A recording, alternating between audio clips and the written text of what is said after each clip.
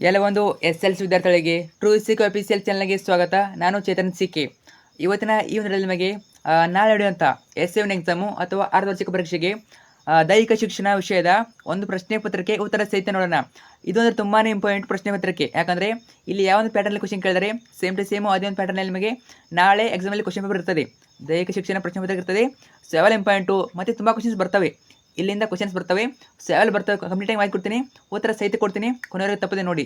So ಬನ್ನಿ ಇವತ್ತಿನ ಈ ಒಂದು ದಿನ ಶುರು ಮಾಡೋಣ. ಅದು ಮುಂಚೆ ಎಲ್ಲ ಫಸ್ಟ್ ಟೈಮ್ ನಮ್ಮ ಚಾನಲ್ ನೋಡ್ತಿದಾರ ಅಥವಾ ಚಾನಲ್ ನೋಡ್ಕರು ಸಬ್ಸ್ಕ್ರೈಬ್ ಇಲ್ಲ, ಮಿಸ್ ಮಾಡೋ ಚಾನಲ್ ಸಬ್ಸ್ಕ್ರೈಬ್ ಹಾಕೊಳ್ಳಿ. ಯಾಕಂದ್ರೆ ಇದೇ ರೀತಿ ಜಸ್ಟ್ ನಿಮಗೆ ಅರ್ಧ ವರ್ಷ ಅಲ್ಲ FA3 FA4 ಆಗಿರ್ಬೋದು, ಆನ್ಯುವಲ್ ಎಕ್ಸಾಮ್ ಆಗಿರ್ಬೋದು, ಸೊ ಎಲ್ಲ ಎಕ್ಸಾಮಿಗೆ ಪಾಸಿಂಗ್ ಪ್ಯಾಕೇಜು ಮತ್ತು ಸ್ಕೋರಿಂಗ್ ಪ್ಯಾಕೇಜು ಮತ್ತು ಫಿಕ್ಸ್ಕೆನ್ಸು ಅವೆಲ್ಲ ಆಗ್ತಿರ್ತೀವಿ. ಅವೆಲ್ಲ ಬೇಕು ಅಂದರೆ ತಾಪ ಚಾನಲ್ ಸಬ್ಸ್ಕ್ರೈಬ್ ಮಾಡ್ಕೊಳ್ಳಿ. ಮಿಸ್ ಮಾಡ್ಕೋಬೇಡಿ, ಮಿಸ್ ಮಾಡ್ಕೊಂಡ್ರೆ ಎಲ್ಲ ಕಳ್ಕೊತೀರಾ. ಸೊ ತಾಪ ಚಾನಲ್ ಸಬ್ಸ್ಕ್ರೈಬ್ ಮಾಡ್ಕೊಳ್ಳಿ. ಮಾಡಿದ್ರ ಜೊತೆಗೆ ಲೈಕ್ ಮಾಡಿಬಿಟ್ಟು ಫ್ರೆಂಡ್ಸ್ಗೆ ಶೇರ್ ಮಾಡಿ, ಶೇರ್ ಮಾಡಿ. ಓಕೆ, ಬನ್ನಿ ಇವತ್ತಿನ ಈ ಒಂದು ದಿನ ಶುರು ಮಾಡೋಣ. ಮೊದಲಾಗಿ ವಿಷಯ ದೈಹಿಕ ಶಿಕ್ಷಣ. ನಿಮಗೆ 40 ಅಂಕಗಳಿಗೆ ಎಕ್ಸಾಮ್ ಇರ್ತದೆ, 40 ಮಾರ್ಕ್ಸಿಗೆ ಎಕ್ಸಾಮ್ ಇರ್ತದೆ, ನೆನ್ಬಿಟ್ಟುಕೊಳ್ಳಿ. ಅವಧಿ 90 ನಿಮಿಷ ಇರ್ತದೆ.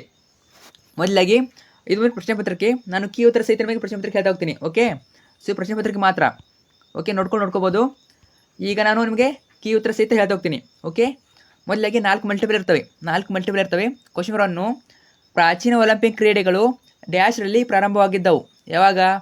ಆಪ್ಷನ್ ಸಿ, ಕ್ರಿಸ್ತಪೂರ್ವ 776ರಲ್ಲಿ. ಇದು ಸರಿಯಾದ ಉತ್ತರ. ಇನ್ನು ಪ್ರಶ್ನೆ 2, ಕಾರ್ಚ್ ಎಂಬ ಹೆಸರಿನಿಂದ ಕರೆಯಲ್ಪಡುವ ಆಟಗಾರ ಯಾರು? ಆಪ್ಷನ್ ಸಿ, ಚಾರ್ಲ್ಸ್ ಕಿರ್ಲಿ. ಇನ್ನು ಪ್ರಶ್ನೆ 3, ಡಾಕ್ಟರ್ MP ಗಣೇಶ್ ಡ್ಯಾಶ್ ಆಟದ ಪ್ರಸಿದ್ಧ ಆಟಗಾರ ಆಗಿದ್ದರು. ಯಾರು? ಆಪ್ಷನ್ ಬಿ, ಹಾಕಿ. ಯಾವ್ದು ಆಟ ಅದು? ಹಾಕಿ ಆಟ. ಇನ್ನು ಪ್ರಶ್ನೆ 4, ಸಾಮಾನ್ಯ ರಕ್ತದೊತ್ತಡದ ಮೌಲ್ಯ ಎಷ್ಟಾಗ್ತದೆ? ಆಪ್ಷನ್ ಡಿ, 120 ಆಗ್ತದೆ. 120/80 ಆಗ್ತದೆ. ಸೊ ನೆಕ್ಸ್ಟು ಎರಡನೇ ಮೇಲೆ ನಿಮಗೆ ಹೊಂದಿಸಿ ಬರೆಯಿರಿ. ಇವು ಕೂಡ 4 ಇರ್ತವೆ. ಅಂತ ಕೊಟ್ಟಿರ್ತಾರೆ, ಹೊಂದಿಸಿ ಬರೀಬೇಕು. ಒಂದೇದು ಪ್ರಶ್ನೆ 5, ಆಧುನಿಕ ಒಲಿಂಪಿಕ್ ಏನಾಗ್ತದೆ? ಬ್ಯಾರನ್ ಫಿಯರ್ ಡಿ ಕೊಬರ್ಟಿನ್ ಆಗ್ತದೆ. ಇನ್ನು ಪ್ರಶ್ನೆ 6, ವಾಲಿಬಾಲ್ ಅನ್ನೋದು ಜಮ್ಮಿ ಜಾರ್ಜ್ ಅನ್ನೋದು ಸರಿಯಾದ ಉತ್ತರ, ಜಮ್ಮಿ ಜಾರ್ಜ್. ಇನ್ನು ಪ್ರಶ್ನೆ 7, ಮಲಮೂತ್ರ ಇದೇನಾಗ್ತದೆ? ದ್ರವ ಪದಾರ್ಥ, ತ್ಯಾಜ್ಯ ವಸ್ತು. ಪ್ರಶ್ನೆ 8, ಬ್ಯಾಂಡ್ ಏಡ್ ಇದು ಚಿಕ್ಕ ಪುಟ್ಟ ತೆರೆದ ಗಾಯ ಆಗ್ತದೆ. ಸೊ ನೋಡ್ಕೊಳ್ಳಿ, ನಿಮಗೆ ಇದು ಗೊತ್ತಿಲ್ಲ ಅಂದರೂ ಒಟ್ಟು ಬರೋದು ಬನ್ನಿ. ಯಾಕಂದರೆ ಗೆಸ್ ಮಾಡಿ ಬರೋದು ಬನ್ನಿ, ಬಿಟ್ಟು ಬರೋಕೆ ಹೋಗಬೇಡಿ. ಇನ್ನು ಮೂರನೇ ಮೇನು ಇದು ಇಲ್ಲಿ ಕೂಡ ಒಂದು ವಾಕ್ಯದಲ್ಲಿ ಉತ್ತರಿಸಿ. 4 ಇರ್ತವೆ. ಓಕೆ, ಪ್ರಶ್ನೆ 9, ಶ್ವಾಸಬಂಧನ ಎಂದರೇನು? ಉತ್ತರ, ಮುಳುಗಿದ ವ್ಯಕ್ತಿಯ ಪ್ರಜ್ಞೆ ತಪ್ಪಿ ಅವನ ಉಸಿರಾಟವು ನಿಂತು ಹೋಗಿರಬಹುದು. ಈ ಅವ್ಯವಸ್ಥೆಗೆ ಶ್ವಾಸಬಂಧನ ಎನ್ನುವರು. ಪ್ರಶ್ನೆ 10, ಬಾವಿಗಳ ವಿಧಗಳು ಯಾವುವು? ಯಾವೆಲ್ಲ ವಿಧಗಳು? ಬಾವಿಗಳಲ್ಲಿ ತೆರೆದ ಬಾವಿ ಮತ್ತು ಕೊಳವೆ ಬಾವಿ ಎಂದು 2 ವಿಧಗಳಿವೆ. ಯಾವುದು? ತೆರೆದ ಬಾವಿ ಮತ್ತು ಕೊಳವೆ ಬಾವಿ. ಇನ್ನು ಪ್ರಶ್ನೆ 11, ಗುರುಮಿತ್ ಸಿಂಗ್ ಯಾವ ಸ್ಪರ್ಧೆಯಲ್ಲಿ ಪ್ರಖ್ಯಾತಿ ಪಡೆದಿದ್ದಾರೆ? ಗುರುಮಿತ್ ಸಿಂಗ್ ಅವರು ನಡಿಗೆ ಸ್ಪರ್ಧೆಯಲ್ಲಿ ಪ್ರಖ್ಯಾತಿ ಪಡೆದಿದ್ದಾರೆ. ಇನ್ನು ಪ್ರಶ್ನೆ 12, M. ರಮಣ್ ರಾವ್ ಅವರಿಗೆ ಯಾವ ಪ್ರಶಸ್ತಿಯನ್ನು ನೀಡಿ ಗೌರವಿಸಲಾಗಿದೆ? ಯಾವ ಪ್ರಶಸ್ತಿ? ಅರ್ಜುನ್ ಪ್ರಶಸ್ತಿ ಮತ್ತು ದ್ರೋಣಾಚಾರ್ಯ ಪ್ರಶಸ್ತಿ. ಇನ್ನು ನಿಮಗೆ 2 ಅಥವಾ 3 ವಾಕ್ಯಗಳು ಉತ್ತರಿಸಿ. ನಿಮಗೆ 2 ಅಂಕಗಳ ಪ್ರಶ್ನೆಗಳು 4 ಇರ್ತವೆ. ಟೋಟಲಾಗಿ 8 ಮಾರ್ಕ್ಸು. 13 ಪ್ರಶ್ನೆ, ಒಲಿಂಪಿಕ್ ಧ್ಯೇಯ ವಾಕ್ಯ ಯಾವುದು? ಸೊ ವಾಕ್ಯ ಇದೆಯಲ್ಲಿ ಆನ್ಸರ್ ಇದೆ, ನೋಡ್ಕೊಳ್ಳಿ. ಧ್ಯೇಯ ವಾಕ್ಯ ಕೇಳಿದರೆ ಇವೆಲ್ಲ ಕ್ವಶನ್ ಇಂಪಾರ್ಟೆಂಟು, ರಿಪೀಟ್ ಆಗ್ಬೋದು.